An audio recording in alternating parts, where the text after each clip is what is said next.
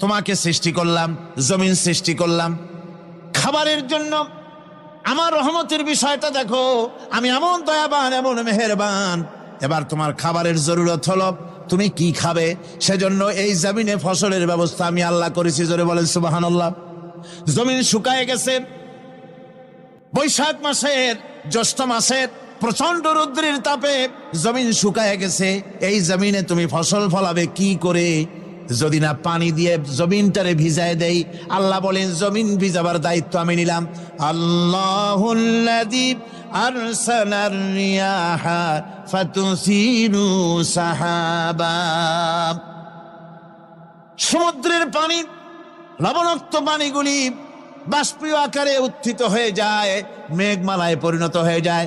বাতাসকে বলি, এই মেঘকে টেনে নিয়ে যাও অমুক জায়গার উপরে। মেঘ চলে এলো। আল্লাহ বলেন, ফাসুকনাহু ইলা বালাদিন মাইয়িতিন ফাআহইয়ানা বিহিল আরদা বাদা মাউতিহা কাযালিকান নুশুর। আল্লাহ পাক বলছেন, বৃষ্টির পানি পড়লো, মরা জমিন জিন্দা হয়ে গেল। এই মরা জমিন জিন্দা হলো। এরপরে তুমি বীজ বপন করলে, ধান বপন করলে, গম বপন করলে, মাটির খাসলাত হলো সব পচায় দেওয়া। মাটির খাসলাত কি? কথা বুঝেন না? মাটির ধর্মটা কি? পচায় দেওয়া। যা রাখেন পচে যাবে, লোহা রাখেন জং ধরে যাবে, পাথর রাখেন আস্তে আস্তে, এ ধরনের যেসব জিনিস রাখেন আস্তে আস্তে করে ধ্বংস হয়ে যাবে, পচে যাবে। ওই মাটির ভিতরে ধান এবং গম, আপনার ফসল, আপনার খাদ্য, আপনার রিজেককে আমানত করে দিলেন। আল্লাহ পাক ওটাকে হেফাজত করলেন। এরপরে ওর ভিতর থেকে পাতা অঙ্কুরিত হয়ে বেরিয়ে এলো।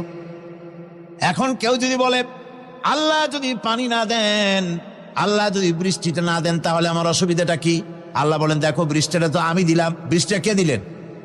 আল্লাহ পাক বলেন, আফারাআইতুমুল মাআল্লাযী তাশরাবুন আনতুম আনজালতুমুহু মিনাল মুজনি আম নাহনুল মুনজিলুন।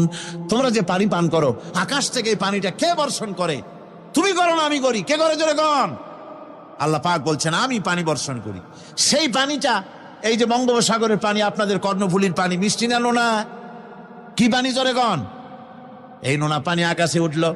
আল্লাহ পাক বলেন, ইচ্ছে যদি করতাম, লাউ নাশাউ জাআলনাহু জাজান ফালাউলা তাশকুরুন। পানি উঠালাম, নোনা পানি, ইচ্ছে করলে লবণাক্ত অবস্থায় অবতীর্ণ করে দিতে পারতাম, জমিনের ফসল সব নষ্ট হয়ে যেত। কিন্তু আমি নোনা পানি উঠায়া ওই পানিগুলিকে মিষ্টি করে আমি নাজিল করে, জোরে কান সুবহানাল্লাহ, মিষ্টি পানি অবতীর্ণ করে দিলাম। এখন মানুষ বলে, আল্লাহ পানি না দিলে কি হইতো?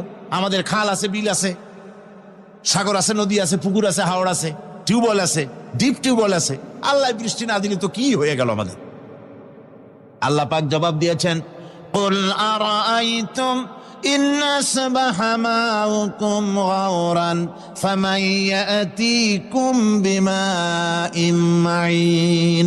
বলো দেখি, সবে শুকাইয়া যদি যায় এই জমিনের পানি, তাহলে হেথায় তটডির ধারা কে দিবে সবারে আনি?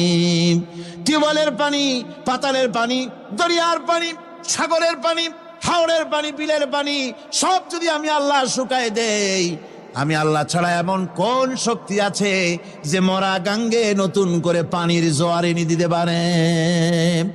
আছে কেউ? কেউ নাই। আল্লাহ পাক বলেন, দেখুন আমার রহমত, এভাবে করে আমি পানি দিলাম, বৃষ্টি দিলাম, এবার গাছ উঠলো। বীজ বপন করছিলা, গাছ উঠলো।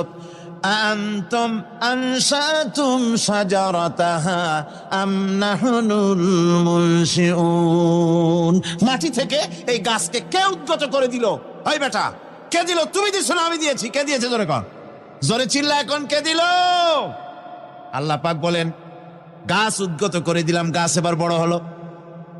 এই গাছ আল্লাহ রাব্বুল আলামিন এই গাছ তৈরি করলেন।